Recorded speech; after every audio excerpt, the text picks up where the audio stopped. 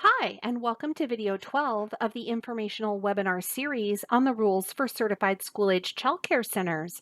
In this video, we will cover the following topics from the rules: kitchen, food storage and prep, and meals and snacks. Hi, my name is Christina Christian. I work for the Office of Childcare as a regional manager in the Tualatin Field Office. The Office of Childcare hopes that you find this video series informative and supportive in learning about the new Certified School-Age Center rules. During each video in the series, we will explain some of the key features of the School-Age Center rules. One of the new features is that the rules have been organized differently to help make information easier to find. While we are highlighting many key features, changes, and new rules throughout this video series, the entire rule set will not be reviewed. Please refer to the School-Age Center Rulebook for the full list of requirements and rules. Ready to dive in? Let's go. Kitchen and food service areas. Kitchen. A school-age center's kitchen must be separate from any childcare areas. The center must not allow unsupervised access to the kitchen by children and adults who are not qualified to follow sanitation and safety procedures. The food preparation area is not used as a passageway while food is being prepared. Children must not be allowed in the kitchen except for a supervised learning activity.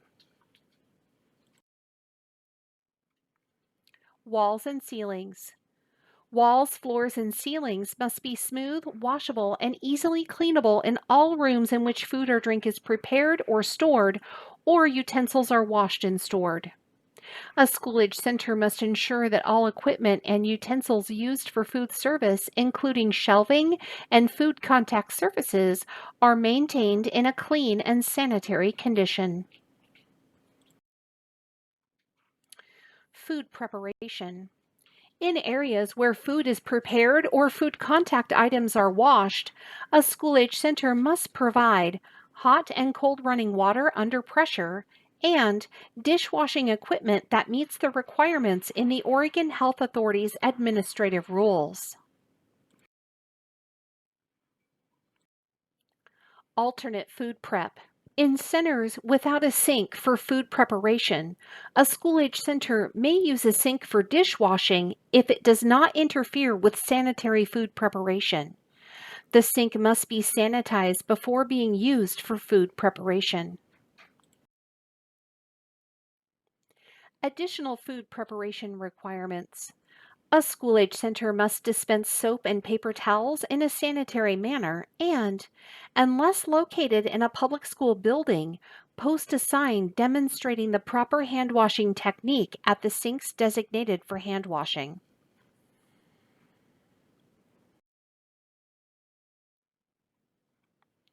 Additional food preparation requirements. A school-age center must store food waste in leak-proof, non-absorbent containers covered with a tight-fitting lid that are emptied, cleaned, and sanitized or disinfected daily. Cold storage. A school-age center must provide accurate thermometers designed to measure cold storage temperature in refrigerators and freezers that are clearly visible and easy to read. Thermometers in refrigerators must show a reading of 41 degrees Fahrenheit or below, and thermometers in freezers must show a reading of 0 degrees Fahrenheit or below.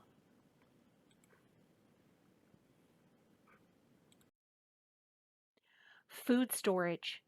A school-age center must provide enough space for the storage of food and food contact items that is dry, clean, above the floor, and protected from splash and other contamination.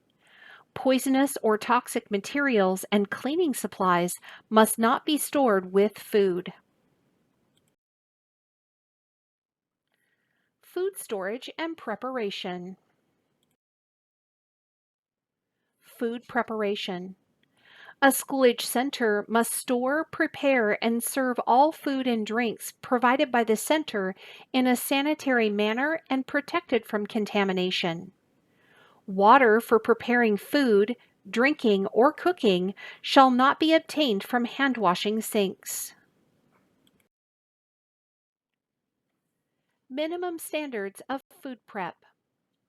A school age center must prepare food according to the minimum standards identified in food handler certification, including the following: using gloves, utensils, or tongs to serve food, washing raw fruits and vegetables in water to remove soil and other contaminants before being cut, combined with other ingredients, cooked, served, or offered for human consumption in ready-to-eat form, and preparing food on food contact surfaces and with utensils that are cleaned and sanitized after each use and whenever there is a change in processing from raw to ready-to-eat foods. Leftover food? Discard all food removed from the kitchen after meal service. Label, date, and refrigerate any prepared food which has not been removed from the kitchen and use within 48 hours or immediately freeze for later use. Care of food service utensils and other items. Wash, rinse, and sanitize multi-use dishes, cups, serving and eating utensils, tables, and high chair trays after each use according to the Oregon Health Authority's Division 150 food sanitation rules. Air dry all tableware, equipment, and utensils after being sanitized. Food service requirements. Food service requirements will be covered on this slide and the following slide. Children in care for more than 3.5 hours must be served a meal or a snack every 3.5 hours. Children arriving after school must be served a snack. Children scheduled to attend prior to 7 a.m. or after 6:30 p.m. must be offered breakfast or dinner accordingly. The center must make sure drinking water is always available to children in each classroom and after active play, and is served in a sanitary manner that prevents contamination. The center must make additional servings available if a child remains hungry. The center must maintain staff-to-child ratios during meal and snack service and while children are eating, and if your program provides catered meals or does not have a kitchen, please read the rule book to learn about specific requirements for these situations. Family-style meal service. If a school-age center serves family-style meals where food is brought to the table in larger quantities and served to the plates from the table, the center must have a written plan approved by the Office of Child Care and available for review by the environmental health specialist. The written plan requirements for family-style meal service. The family-style meal service written plan must include at least the following elements: separate serving portions for each table, serving utensils distinct from eating utensils, staff oversight to ensure sanitary practices, and provision for serving mildly ill children to prevent the spread of illness. Food provided by a parent or guardian. A school-age center may serve a child food that is provided by the parent or guardian of a child only when food is brought daily, is ready to eat, and does not require preparation. All food and beverage containers are labeled with the child's name, and each child's food is monitored daily by a staff member to ensure that the food meets nutritional requirements, and if not, the center has sufficient food available to supplement any meal or snack that does not meet nutritional requirements. Special occasions. On special occasions, such as birthdays, a school-age center may allow parents or guardians to provide snacks that do not satisfy the nutritional requirements for all children. The school age center may serve the snacks to a child only if that child's parent or guardian has provided permission for the child to participate in special occasions where food is served.